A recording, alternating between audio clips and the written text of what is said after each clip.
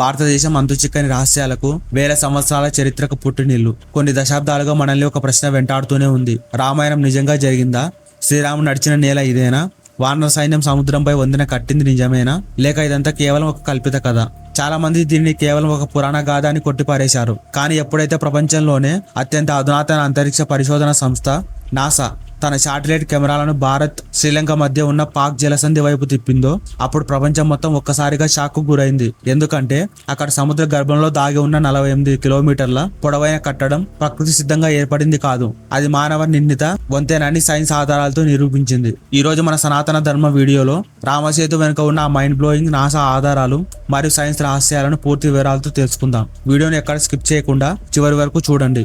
ముందుగా మనం రామాయణ చరిత్రలోకి వెళ్దాం. లంకలో బందీగా ఉన్న సీతాదేవిని రక్షించడానికి శ్రీరాముడు సముద్రం దాటాల్సి వచ్చింది. అప్పుడు సముద్ర దేవుని సూచన మేరకు విశ్వకర్మ కుమారులైన నలుడు, నీలుడు అనే 2 వానర ఇంజనీర్ల పర్యవేక్షణలో వానర సైన్యం ఈ వంతెన నిర్మాణాన్ని ప్రారంభిస్తుంది.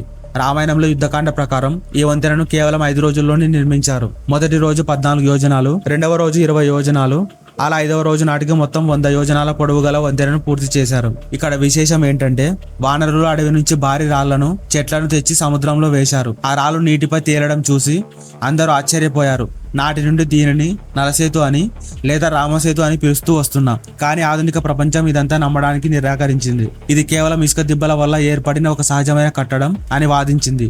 కానీ సైన్స్ ఎక్కువ రోజులు నిజాన్ని దాచలేకపోయింది.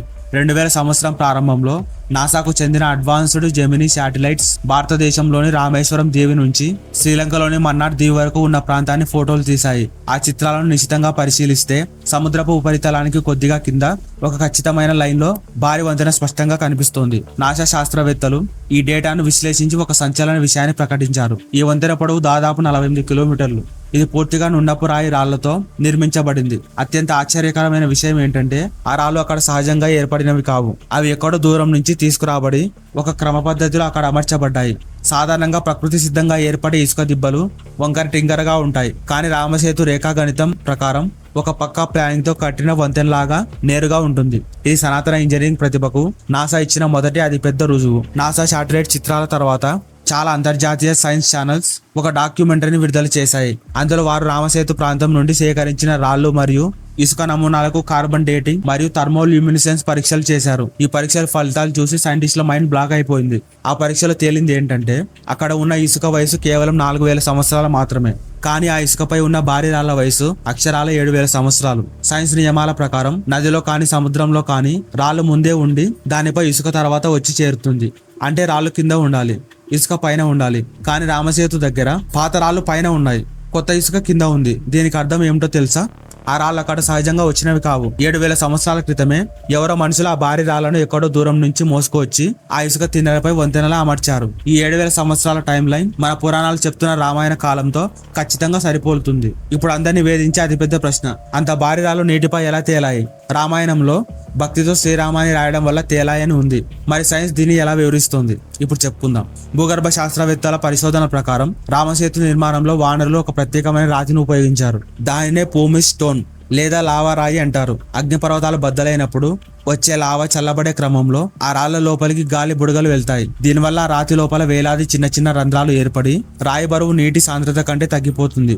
అందుకే ఈ రాళ్లు స్పాంజ్ లాగా నీటిపై తేలుతాయి. రామేశ్వరం పరిసర ప్రాంతంలో ఇప్పటికీ ఇలాంటి తేలే రాళ్లను మనం ప్రత్యక్షంగా చూడవచ్చు.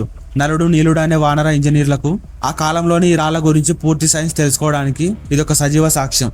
మిత్రులారా, రామసేతు అనేది కేవలం ఒక వంతెన కాదు, అది మన సనాతన ధర్మం యొక్క సత్యానికి, మన పూర్వీకుల అద్భుతమైన టెక్నాలజీకి సజీవమైన ఆనవాళ్లు. బ్రిటిష్ వారు మన దేశాన్ని పాలించే కాలం వరకు కూడా దీన్ని అడామ్స్ బ్రిడ్జ్ అని పిలిచారు. కానీ మన ప్రాచీన రికార్డుల ప్రకారం ఇది ఎప్పటికీ రామసేతు మాత్రమే. సైన్స్ ఎంత ముందుకు వెళ్ళినా మన వేదాలు, పురాణాలు చెప్పిన సత్యాల ముందు మోకరిల్లక తప్పదు అనడానికి రామసేతు కంటే పెద్ద ఉదాహరణ మరొకటి లేదు. ఈ అద్భుతమైన చరిత్రను, సైన్స్ నిజాలను మీ పిల్లలకు, మీ ఫ్రెండ్స్ కూడా తెలియజేయండి. ఈ వీడియో మీకు నచ్చినట్లయితే వెంటనే లైక్ చేయండి. కామెంట్ బాక్స్ లో జై శ్రీరామ్ అని టైప్ చేయండి. మరిన్ని సనాతన ధర్మ రహస్యాల కోసం మన ఛానల్ ని ఇప్పుడే సబ్స్క్రైబ్ చేసుకోండి. జై శ్రీరామ్.